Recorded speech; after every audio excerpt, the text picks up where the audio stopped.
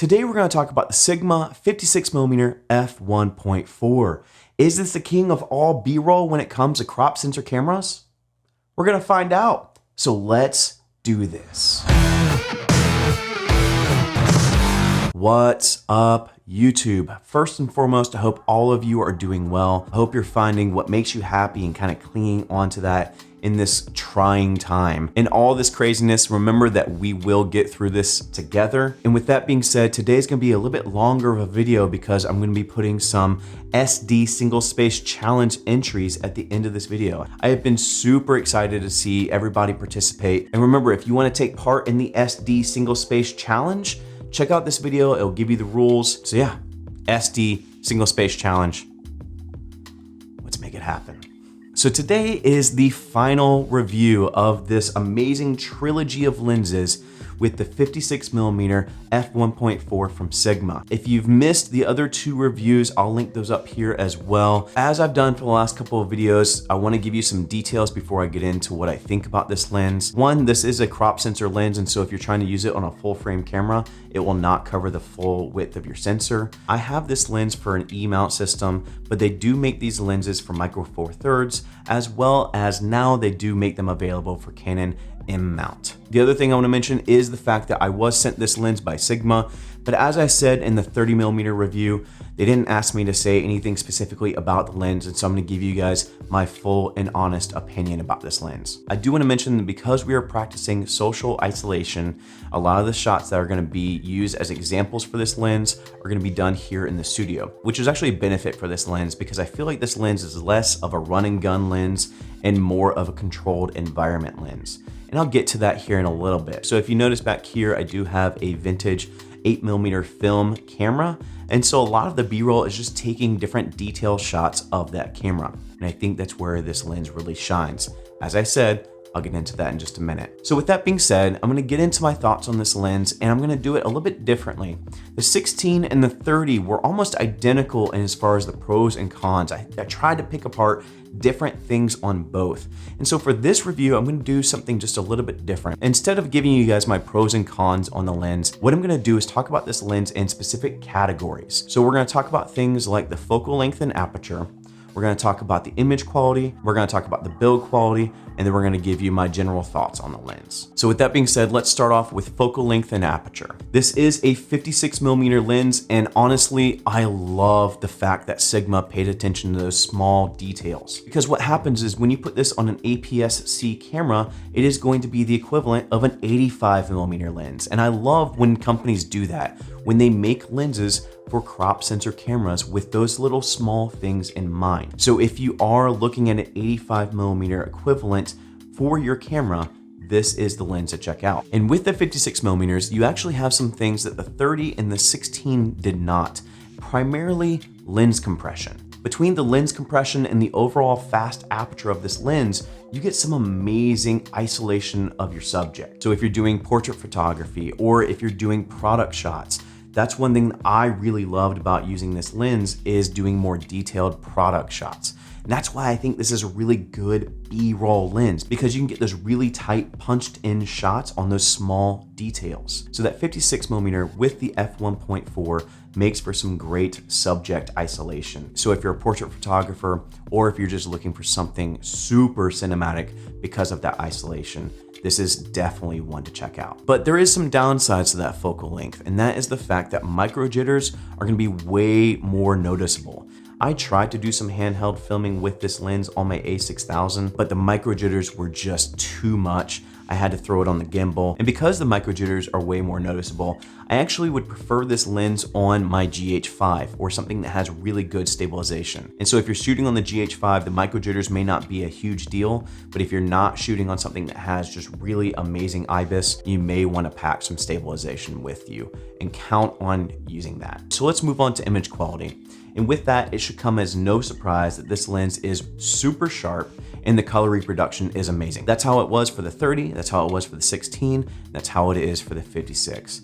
Super sharp lens, amazing color reproduction, just I can't speak enough good things about the amazing image that comes out of this trilogy of lenses. Now, the one downside to the image quality, maybe even the focal length, is the fact that the close focusing distance is not as good as a 30mm or the 16mm that Sigma puts out as well, but that's a little bit to be expected with the 56mm. These are becoming more short telephoto lenses, and so the close focusing distance may not be as good as those other two lenses. But outside of that, amazing image quality. So the next thing is build quality. Now I've actually got this mounted on the a6000 again. I haven't really talked about build quality yet on these lenses. These are really sturdy and comfortable. I don't think that if they take a fall, I never recommend a fall on lenses, but I think if they take a fall, they will withstand that fall. I do need to address the focus by wire. This has been something that has been a pain point for me for the last two lenses. It's still here, but I will say, even though this is focused by wire, I felt like this had a little bit better manual focusing ring. It's kind of that weird in between where it's smooth, but it's also more controlled. And so the focusing ring was way more pleasant to use than the 16. I would say at this point, the 16mm focusing ring was the least favorite of mine to use. This is probably my most favorite. Just easy to control, but also it's not gonna get thrown out of focus really easily because it's too smooth. Just the right mixture, that right, just sweet spot.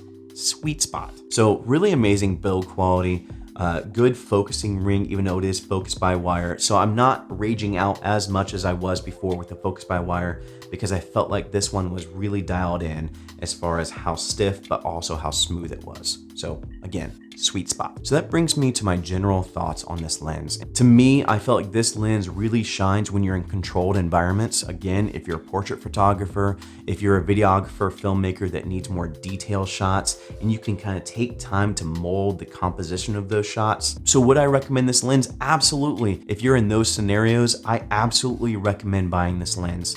And while we're at it, let's talk about this whole series of lenses for APS-C cameras from Sigma. So you have the 16mm, you have the 30mm, and now you have the 56mm. And honestly, I'm gonna go out on a limb and say, I don't think there's a better series of lenses out there for crop sensor cameras. There are definitely lenses that are better than these lenses are individually, but as a unit and as a set, I do not think for the price, you're gonna find a set of lenses that are better than this set of lenses. If you go back and watch the other two reviews, a lot of my pros and my cons are consistent. They're the same. And for a set of lenses, that's a good thing. That means that you're not going to see a lot of difference when you switch that focal length. The fact that you can get this series of lenses and how good they are and how consistent they are between each other for this price of around $1,200 altogether, hands down, best series of lenses out there for crop sensor cameras. Mark my words, fight me in the comments. Okay, don't really fight me. I'm not in the mood to get an argument, but I do stand by the fact that these are some amazing lenses, especially as a set. So that's it for me. I hope this gave you a little bit of insight on why I think this lens is just the king of B-roll when it comes to crop sensor cameras. If you would like to rent these lenses, I will be leaving my affiliate link to lensrentals.com. Use the code Anson & Co at checkout to get 15% off your rental. While you're there, rent all three, check them out. Tell me I'm wrong that these are the best set of APS-C or crop sensor lenses. Challenge put out there. If you're looking at buying this lens, I will be leaving an Amazon affiliate link that does help support the channel. So please, if you are gonna buy this lens, use that link. Thank you in advance if you do. And if you enjoyed this video, make sure to give it a like. That does help support the video and the success of the video. If you're digging the overall content from the channel, consider subscribing. And remember, if you want to participate in the SD Single Space Challenge, I'm going to leave a link in the description below because I'll probably have the screen filled up already with the other two reviews of the 16 and 30. So it will be in the description below, but check out that video. And remember to stick around to the end of this video to check out the entries for this week. So stick around, give them some love in the comments. And as always, thank you for joining. Go and find your journey. Go embrace life. Stay safe, be happy, wash those hands, and I'll see you here next time. Peace.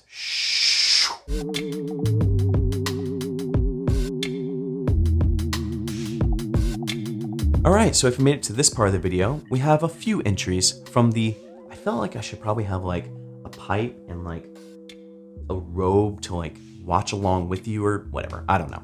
But anyways, if you made it to this part of the video, we're gonna enjoy some entries into the SD Single Space Challenge. So first up, and I'm sorry if I butcher your name, is Jareth Fadir. I really enjoyed his entry into the challenge. Sound design was on point, the shots were on point, and there's a shot of a cat, And I'm just amazed how you got the cat to pay attention for that long. So that in and of itself just blows me away. So sit back, relax, and enjoy Jareth's entry.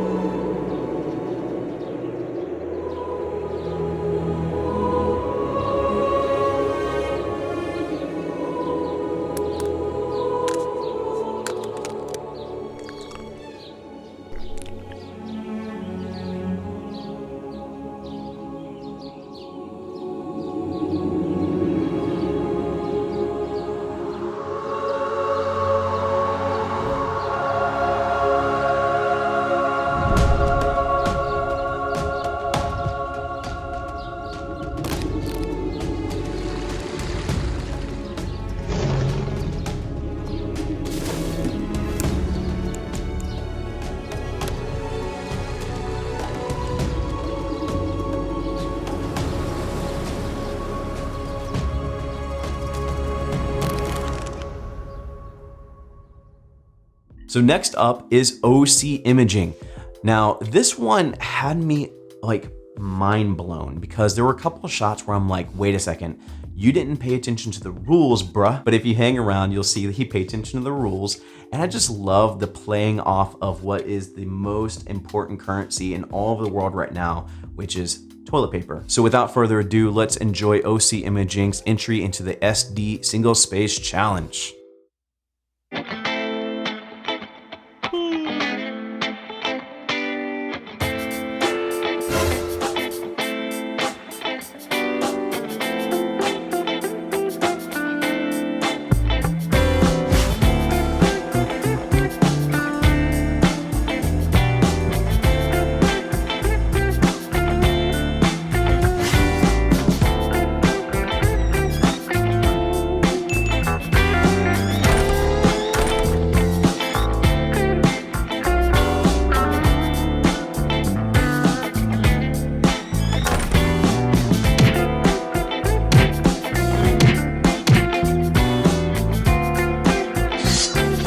Target neutralized.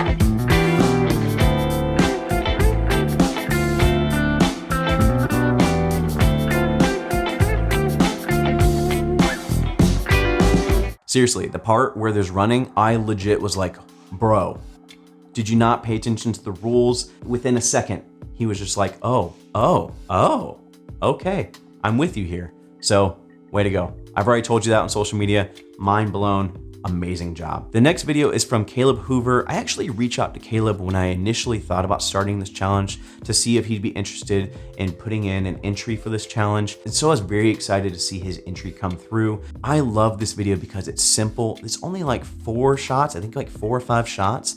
The sound design was all there. I don't think that he actually used music because I believe he uses Soundstripe. And the rules were either to use audio library from YouTube or Epidemic Sound. And so he made the best of not using music. And I love when that happens. So again, without further ado, let's check out Caleb's entry into the SD Single Space Challenge. Roll it. That's the pizza. Once again, we have seen another surge in U.S. cases now. There are more than 44,000 with 550 deaths, with yesterday 40% of the dead country yet here in the United States. Also breaking overnight, a deal appears to be close to a 2 changes in just a horrible feeling.